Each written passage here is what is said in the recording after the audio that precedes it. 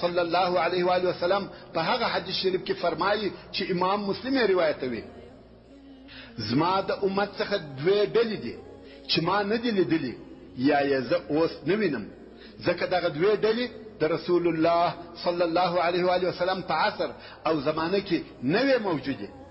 اوله ډله یو قوم دی چې د هغو سره داسې قمچینې یا چلاخي یا لرګان ورسره دي لکه د غویو لکۍ، او په هغه سره خلق وهي چې دا هغه ظالم حکومتونه او ظالمان خلق خانان او قومندانان دي چې د الله جل جلاله پر بندگانو بېله حق او بېله سببه ظلم کوي، پر خلقو تیری او تجاوزونه کوي، قسم قسم وهل او کټل ورکوي، چې دغه ډله نه جنت ته داخلېدلی سي او نه د جنت بوی ورسیږي.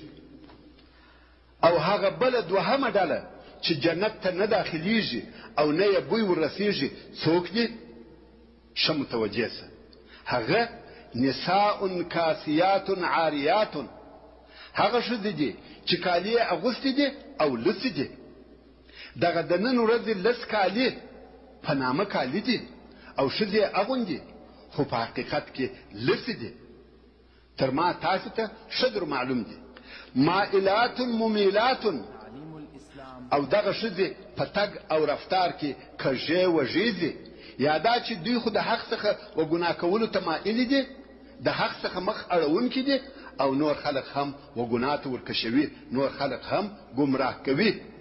رؤوسهن كأسنمة البخت المائلة، او د دغو ښځو د سر ویښتان داسې وي لکه د اوښانو کاږه او مائل بوکونه، یعنی وریښتان به یې لوړ او داسې ببر جوړ کړي وي چې د شاوه طرف ته مائل او کاږه وي.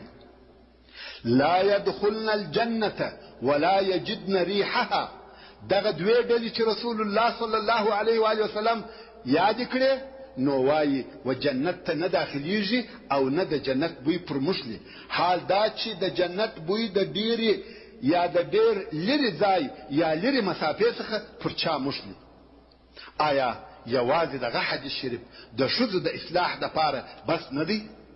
که نور هم و تهدید ته ضرورت لري، خو بیا هم رسول الله صلی الله علیه و آله وسلم د دغو ښځو په باره کې په هغه حدیث شریف کې چې حاکم او امام احمد یې روایتوي فرمایي د دغه امت په آخر کې به داسې خلق وي چې په لویو زنانو کې به سپریږي تر څو چې د مساجدو دروازو ته راځي، په موټرانو کې به مسجدو ته راځي، او د دوی ښځو به کالي اغوستي وي او لڅې به وي، د دوی سرونه به داسې وي لکه د ډنګرو اوښانو بوکونه.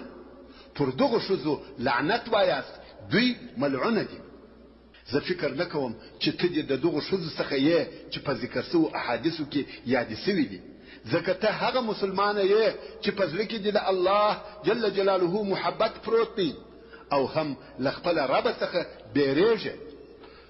ته هغه مسلمانه یې چې د الله جل جلاله د جنتو امید لري او له عذابو څخه یې پناه غواړي. نو دغه پنځه نصیحتونه عملي کړه، ان شاء الله تعالی د جهنم له اوره به خلاصه سي. اول، قرآن کریم د ځان قانون وګرځوه. دوهم، د رسول الله صلی الله علیه و آله وسلم په لارښوونو عمل وکړه. دریم، په صدق او اخلاص سره الله جل جلاله ته توبه وکړه. څلورم، دغه اوسنۍ چادري او لباس دی د عفت او حشمت، د ستر او حیا په چادري او لباس بدل کړه. پنځم، د ښو صالحو ښځو ملګرتیا اختیار کړه او د شپې دعا مه هېروه، ځکه د شپې دعا خامخا قبلېدونکې ده. الله جل جلاله دې تا او ستا پاکي، ستا طهارت او ستا عفاف د ټولو مسلمانو خوندو سره در وساتي.